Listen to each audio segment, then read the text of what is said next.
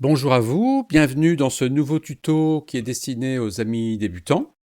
Donc, à vous, normalement, hein, mais peut-être que certains amis avancés sont intéressés par cet objet.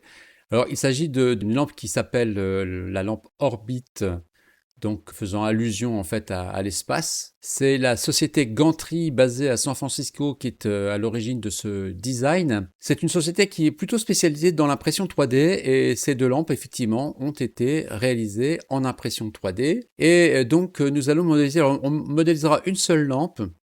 Libre à vous en fait, d'utiliser une deuxième lampe puis de la basculer pour faire un petit peu ce que j'ai fait ici. Mais on va quand même s'intéresser à la lampe, au fil, à l'interrupteur. Je vous montre un petit peu ce que ça donne au niveau de la modélisation 3D. On verra que bien il y a un petit peu de travail quand même sur l'interrupteur. C'est une petite pièce, c'est une petite pièce, mais voilà, elle a quand même son importance dans le rendu. Et on attaque par conséquent tout de suite un nouveau document, donc une nouvelle pièce. Vierge, première chose que nous allons faire, c'est aller nous placer en millimètres et ouvrir une esquisse dans le plan de face pour aller chercher une image d'esquisse. Je rappelle que j'ai des outils qui sont placés dans l'interface de mon SolidWorks. Je travaille sur la version 2026. Donc j'ai des outils, par exemple ici, vous voyez, qui sont dans le gestionnaire de commandes au niveau de l'onglet esquisse, que vous n'avez peut-être pas chez vous parce qu'ils n'y sont pas là par défaut. Et j'ai également des outils qui sont dans ma visée haute. Je vous invite pour cela à aller vous rendre sur la playlist Les fondamentaux gratuits sur ma chaîne YouTube pour voir un petit peu comment personnaliser son interface et comment accéder rapidement aux outils comme par exemple ce que je fais ici. Donc pour éviter que je revienne bien sûr expliquer tout ce que je suis en train de faire. Sachez simplement que les outils d'esquisse par exemple, vous les retrouvez bien sûr tous ici. D'accord? Je vais chercher une esquisse, je vais prendre une esquisse PNG comme ceci. Voilà. Je vais tout de suite dans transparence cocher à partir d'un fichier. Alors c'est quoi? Pourquoi est-ce que le fond disparaît comme par magie? Ben, tout simplement parce que j'ai supprimé le fond en créant une couche alpha de détourage et par conséquent cette couche alpha étant intégrée au fichier, lorsque vous cliquez sur à partir d'un fichier, eh bien SolidWorks récupère cette couche alpha et fait le détourage. L'avantage de ça, c'est qu'on verra en transparence. Donc l'image ici sera un peu moins gênante. Ceci étant dit, nous allons modifier la taille de la lampe parce qu'elle est beaucoup trop grande. On va taper 203.5.2 pardon, sur la valeur horizontale et on va décocher proportion constante pour rentrer la bonne valeur ici qui est de 298.5. Ok. On va ensuite, parce que si on observe l'image, on se rend compte que le repère n'est pas placé au centre. Donc on va placer le repère au centre. Donc je vais taper la moitié de 203.2. Alors vous pouvez faire 203.2 divisé par 2, hein, c'est possible de rentrer des opérateurs, comme la division, et on va valider. Alors sauf que, évidemment, il faut taper un moins. Donc voilà, ça c'est mon image d'esquisse, je valide. Une fois que je valide cette image d'esquisse, je suis maintenant dans l'esquisse de cette image d'esquisse. Si je veux revenir sur l'image d'esquisse, il va falloir que je double-clique dessus pour revenir, vous voyez, sur l'image d'esquisse et remodifier des choses au cas où j'aurais oublié certains détails. Ceci étant dit, je vais aller chercher l'outil rectangle et je vais tracer un rectangle comme ceci, que je vais transformer en ligne de construction et que je vais tout de suite coter. Donc ici, je vais taper bien sûr moins 101, pas moins 100, mais 101.6 et je vais taper en hauteur 298.5. Voilà, donc ça me donne un petit peu un repère pour ce que je vais faire par la suite. Donc je vais rentrer dans le plan de face et on va modéliser, je vais un peu réduire la taille de ce plan et on va en fait modéliser la partie supérieure de cette lampe qui est faite en deux parties. On va devoir tricher un peu parce que vous voyez bien que la lampe n'est pas prise en vue de face. Bon. Donc nous, on va faire comme si elle avait été prise en vue de face et on va par conséquent coter le demi-profil de la partie haute. Donc pour ça, je vais chercher l'outil arrête, je vais me placer ici. Voilà, je vais descendre. Voilà, comme ceci. Et ensuite, je vais tracer, alors, je ne sais pas si je trace un arc de cercle, oui, parce que quand je me rapproche, par exemple, du point, eh bien, je peux me transformer l'arête en arc de cercle, qui est du coup qui est tangent. Donc ça, c'est quand même pas inintéressant. Bon, alors on va se placer là, comme ça, et on va tracer une petite arête horizontale. On va descendre. On va revenir ici. Hop. Hop. Voilà, donc en gros, ça donne ceci. On va demander à ce que ça, ce soit tangent avec ça. Voilà, on va coter tout ça. Donc ici, on va voir 8 mm. 193 ici. On va avoir... Alors en fait, j'ai dessiné un arc de cercle, mais en réalité, c'est plutôt une spline que j'ai choisi. Donc on va mettre une spline. Bah, ça sera l'occasion de voir un peu ça. Donc je vais chercher l'outil spline que vous avez ici, hein, dans le gestionnaire de commande. Donc on va tracer une spline par 2 points.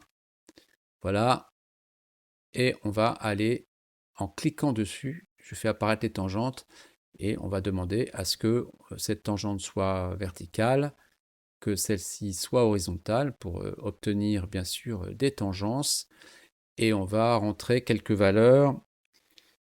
Donc le poids des tangentes, hein, j'appelle ça comme ça, poids des tangentes, poids de 53 pour cette tangente-là et le poids de 68 pour celle-ci. Alors simplement, je vérifie qu'elle est bien verticale, ouais, celle-ci, hein, ouais, c'est bon. Ensuite, je cote cette petite arête, on va la coter à 8. Yes. On va coter également ça à 9. On va un petit peu descendre. Alors ça, on peut le coter, hein, ça fait 39. Voilà, je vais... Alors, pardon. Je vais quitter le mode de cotation pour descendre un petit peu cette arête. Ici, j'ai 10.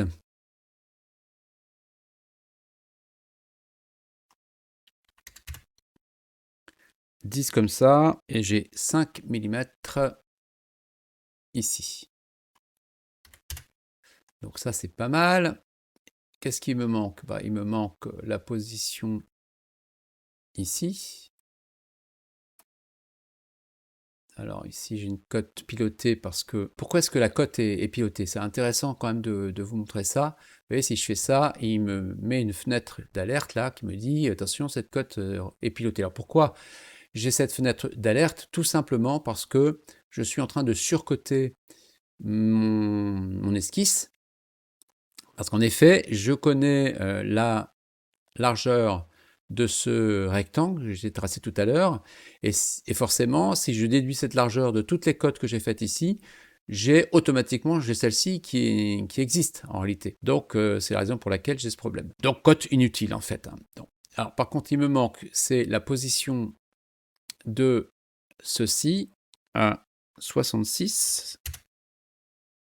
Voilà. Et là, vous observerez que dans le bas de mon écran, j'ai bien ici une esquisse qui est totalement contrainte. Mon esquisse étant totalement contrainte, je peux aller dans l'onglet Fonctions, choisir une révolution. Je vais désigner l'axe de révolution, je vais valider. Voilà, comme ceci. Et je vais tout de suite aller chercher des petits congés de 2 mm que je vais placer sur la face. Donc, cliquer sur la face, ça permet d'éviter de choisir les arêtes qui bordent la face. Donc, c'est un peu plus rapide en réalité. Hein. Et là, c'est pareil, je vais cliquer sur cette face pour ceci. Alors, faites attention, vérifiez que vous avez coché aperçu intégral parce que, évidemment, si vous cochez aucun aperçu ou bien aperçu partiel, vous risquez de ne pas voir correctement le résultat de votre travail. Donc voilà un petit peu cette première partie. Je vais décocher ici le Graphic Rear View parce que ça m'agace un peu. Et on va donc maintenant attaquer la partie inférieure de cette lampe. On va ouvrir une esquisse dans le plan de face. Voilà, on va un petit peu zoomer. On va se mettre en mode ici ligne cachée apparente pour voir un petit peu, vous voyez, le décrochage. Parce qu'il va falloir qu'on se cale dans ce décrochage. Donc je vais chercher l'outil polyligne et je vais tracer donc une ligne qui va par exemple commencer là, qui va aller là. Donc vous voyez, je ne vais pas au bout. Hein. Donc ici, je vais descendre un petit peu. Là, je vais descendre vraiment pour être coïncident avec cette arête. On va ensuite se déplacer comme ça.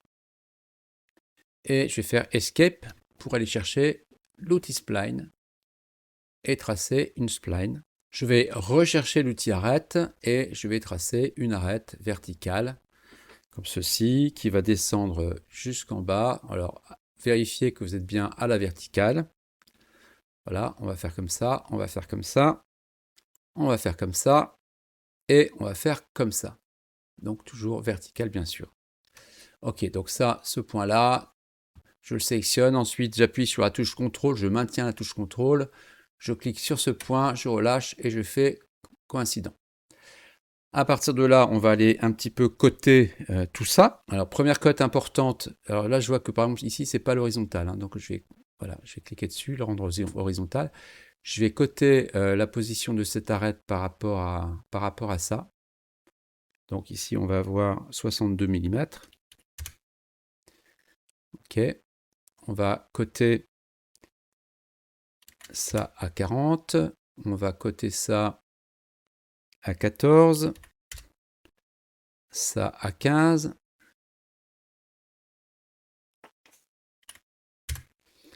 La petite hauteur ici, on va rentrer une valeur de 5.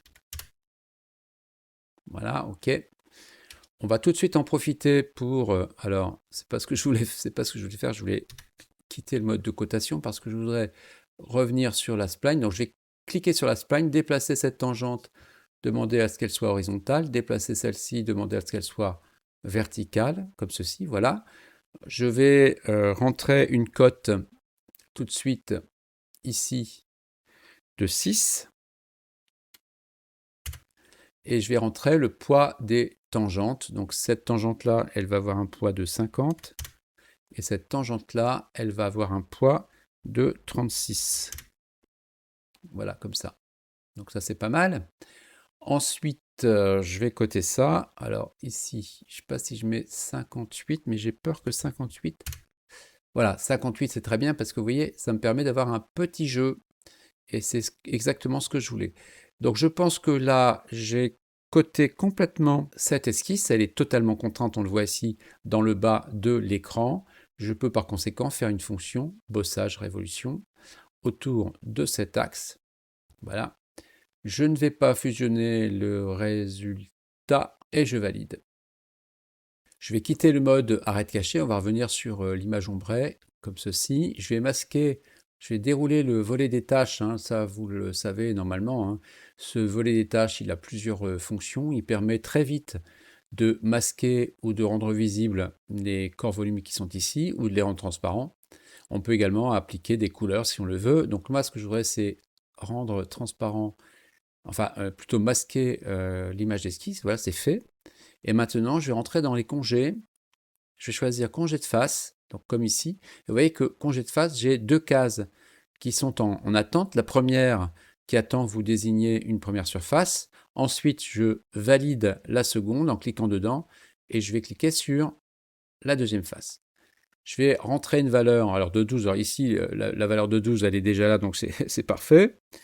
Et je vais rester sur un paramètre symétrique, mais par contre, je choisis effectivement un conic row avec une valeur de 0,35. Donc voilà, donc je choisis ces valeurs-là qui sont par défaut et je valide. Donc vous voyez, ma lampe, elle est déjà pratiquement terminée. Donc ça avance pas mal. Bon, c'était assez simple ça, hein, bien sûr. Bien, maintenant il est temps de s'attaquer aux petites surfaces planes qu'on a ici et qui permettent en fait de caler la lampe dans 3 positions différentes. On a des petites surfaces planes disposées à 120 degrés l'une de l'autre. On va voir comment on va réussir ça. Je vais aller dans le plan de face, voilà, comme ceci, et je vais tracer une ligne. Donc je vais tracer une ligne horizontale, comme ceci, et je vais tracer une ligne qui va partir de là. Alors je vais tracer également une ligne de construction qui va être comme ça. Alors là, on va faire un zoom. Donc ce que je veux en fait, c'est aller chercher la tangence. Alors, ce qu'il faut faire, il faut faire attention, c'est que SolidWorks, il affiche, en fait, il facétise un peu. Vous voyez, ça se voit ici, hein, c'est assez visible. Il facétise les arrondis, ce qui fait que le vrai tracé, en réalité, il est là. D'accord? Donc, on peut améliorer ce genre de choses en allant dans les options, propriétés de document, qualité d'image, et on va augmenter tout simplement tout ça pour avoir un tracé qui soit un tout petit peu mieux. Et on va s'approcher. Et là, vous voyez, je vais me mettre sur le point qui est ici. Donc, je crée une espèce de tangente, ou alors peut-être que même je peux aller chercher ça. Est-ce qu'il va accepter de me créer une tangente? C'est pas sûr. Si. Voilà, ça c'est encore mieux. Donc je vais recommencer parce que je suis allé un peu vite. Voilà, donc ce que j'ai fait, c'est que j'ai sélectionné ça. Ensuite, j'ai appuyé sur la touche contrôle que j'ai maintenue. Je suis allé chercher le vrai profil, hein, ici. Je clique dessus, je relâche ma touche contrôle et je crée une tangence. Alors vous allez comprendre pourquoi je fais tout ça, hein, bientôt. Je vais coter la position de ce point à 53,3, je crois, comme ceci, voilà. Donc ça va me permettre de découper, d'accord, la partie arrondie par une surface plane. Alors pourquoi j'ai fait tout ce travail?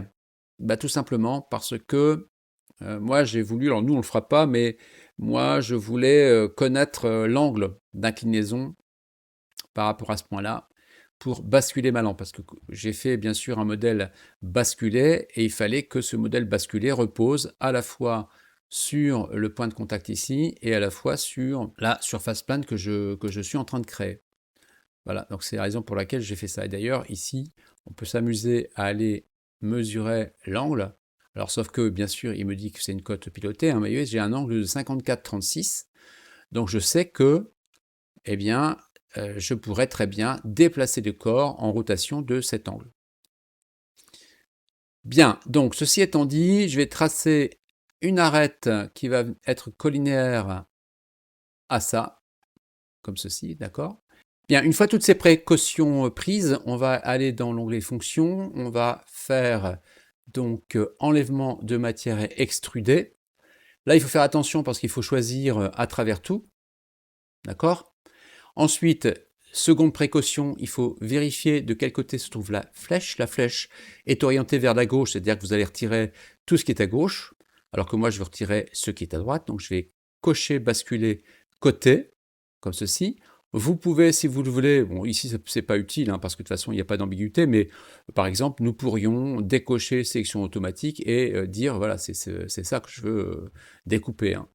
Voilà, en rondelles. Et j'obtiens, vous voyez, j'obtiens cette surface plane qui sera la surface de repos. Bien, cette opération étant terminée, on va maintenant faire une répétition circulaire. Alors, vous pouvez, si vous le voulez, vous pouvez cacher la partie haute, hein, c'est pas du tout une obligation. On va faire donc répétition circulaire, voilà. On va regarder un petit peu les caractéristiques de cet outil, hein, les propriétés. Donc je choisis effectivement espace constant, 360 degrés, 3 occurrences.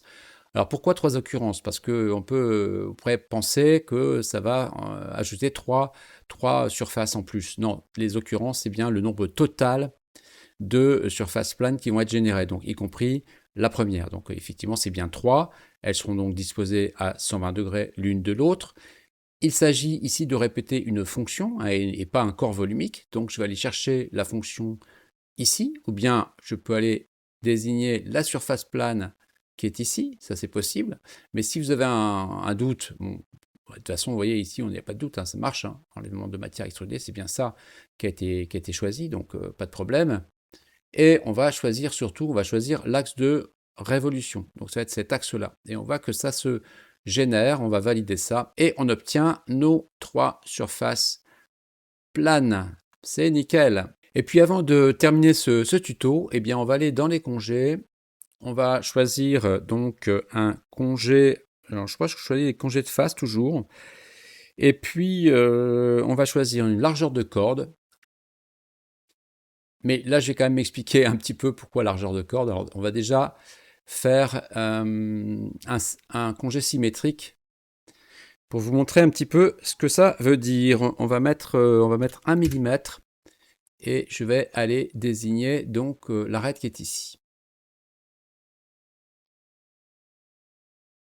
Alors, donc je désigne cette surface et puis je vais désigner celle-ci et puis celle-ci, pour être sûr que le congé se fasse partout. Et je vais un petit peu augmenter, parce qu'on ne voit pas bien, je vais mettre 3 mm par exemple, pour que vous puissiez bien voir ce qui se passe. Vous voyez que quand je choisis un congé de face symétrique, eh bien on voit bien qu'il y a une évolution de la taille du congé le long de la courbe. Pourquoi il y a une évolution? Parce que je suis sur ici une courbe qui n'est pas une courbe plane, qui est une courbe dans l'espace, et par conséquent, ce congé, eh bien, il évolue.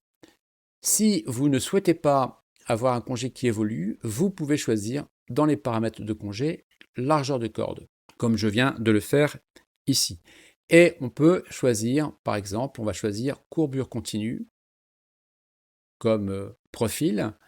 On va un petit peu diminuer la taille du congé. On va mettre un congé de 2 mm ou 1.5. Je pense que 1.5 ce sera pas mal. Et là, vous voyez qu'avec largeur de corde, j'ai un congé qui est constant. Voilà, donc ça c'est un choix esthétique, hein. On n'est pas obligé de le respecter. Donc je vais valider ça. Alors j'aurais pu d'ailleurs le faire, hein, ce congé, j'aurais pu le faire avant. Ça m'aurait évité de le répéter 3 fois, parce qu'il aurait été intégré dans ma répétition circulaire. Bon, c'est pas grave, mais comme ça vous permettra de vraiment bien comprendre comment ça marche. Donc ici, je vais choisir ces 2 surfaces, parce que vous voyez, ça déborde un peu sur la surface du haut. Là, je choisis cette surface-là, je choisis largeur de corde, courbure continue, 1.5, et puis la dernière, congé, je désigne les 2 surfaces, je désigne celle-ci. Alors, il faut faire attention de ne pas oublier de changer de case, sinon ça ne marchera pas. Largeur de corde, courbure continue, et je valide.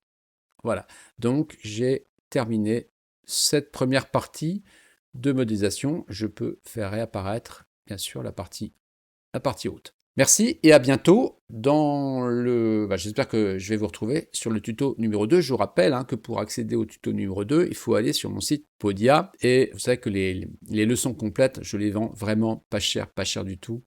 Et je pense que, compte tenu du travail que ça me demande, c'est vraiment donné en fait. Mais bon, c'est une politique que je veux mener, pour que tout le monde puisse accéder à toutes les leçons sans que ça coûte cher en fait. Voilà, donc à bientôt et puis merci pour votre attention.